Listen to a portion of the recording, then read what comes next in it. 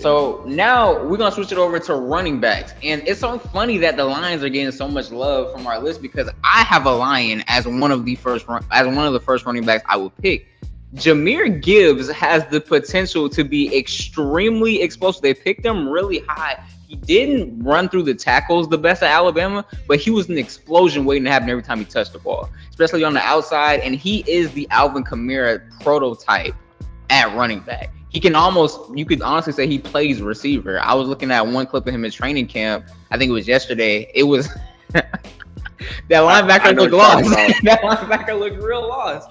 The linebacker looked real lost trying to guard him, and especially with a quarterback like Jared Goff, who's not necessarily going to thread the needle all the time, having a guy who's just an explosion on the outside, you can throw it to him on a flat, and maybe he'll make something of it. That's exactly what Jahmyr Gibbs is, and he has the ability to break out. So I think he's everything people want in a new age running back. So if Jahmyr Gibbs is up there, I would take him.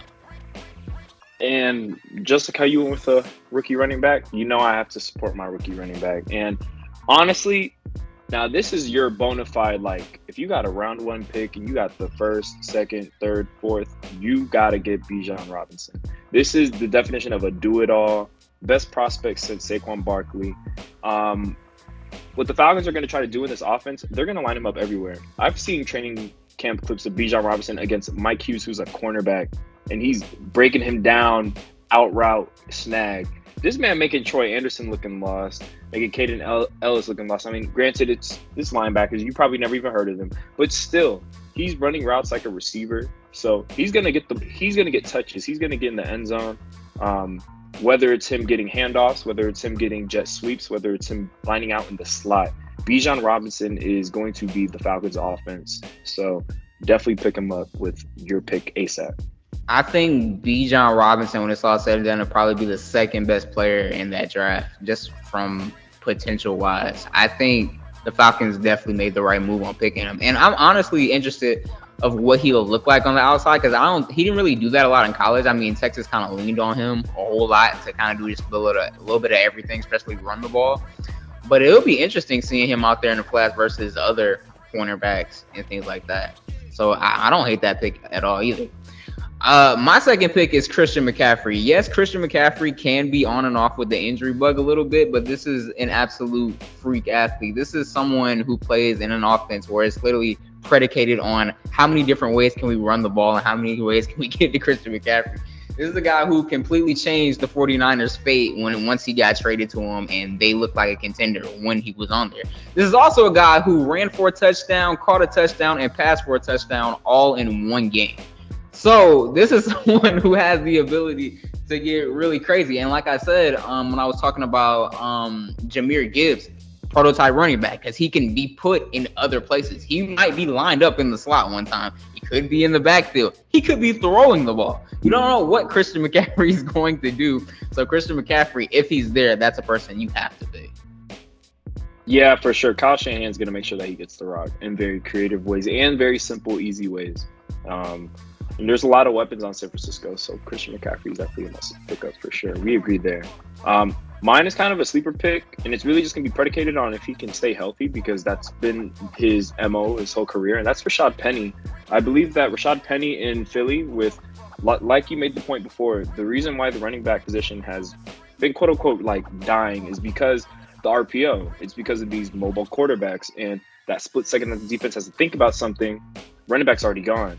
Rashad Penny, if you look at it, he's been one of the most efficient running backs. He's averaged in 2021 6.3 yards per carry, 2022 6.1 carries, and that's on a total of 176 carries. So it's not like he's just getting a little bit amount. Like, it's a pretty large sample size. This man almost has 200 carries and he's averaging over 6 yards. The only issue with him is just the injury bug. He just can't stay on the field.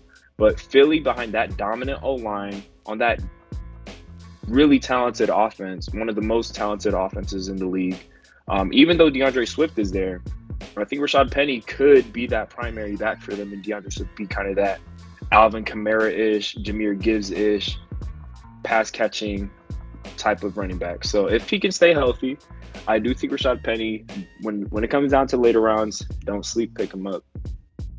And honestly, it's so crazy that you picked Rashad Penny because I honestly thought DeAndre Swift was the guy going in here. Because again, he plays that role, especially in an offense where it's so RPO heavy, and you have to account for Jalen Hurts. There are going to be a lot of defensive ends kind of sitting there waiting to see what happens, and I think he'll definitely take advantage of that. His numbers went down last year because honestly, Jared Goff got a little bit better at throwing the ball. That's honestly what happened. And you look at the Eagles, they're very run heavy, run based. I think once they get him out there in the flats, kind of what you said about Rashad Penny, I think DeAndre Swift kind of fits that mold a little bit better because how fast he is. So once you get him out there, I feel like he's a person who can make dynamic plays. So I would pick DeAndre Swift. Although, that goes against your Rashad Penny pick.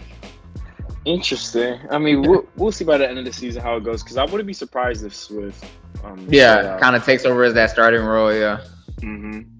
But my third pick, I'm like stuck in between two of them. But I'm gonna go with James Cook out of Buffalo, though. I think James Cook. Nah. Edit that out. Nah, I'm not going James Cook. I'm gonna go Devon. Is it a chain or a cane? Do you know? Devon Achane. Okay, Devon Achane, running back out of Miami.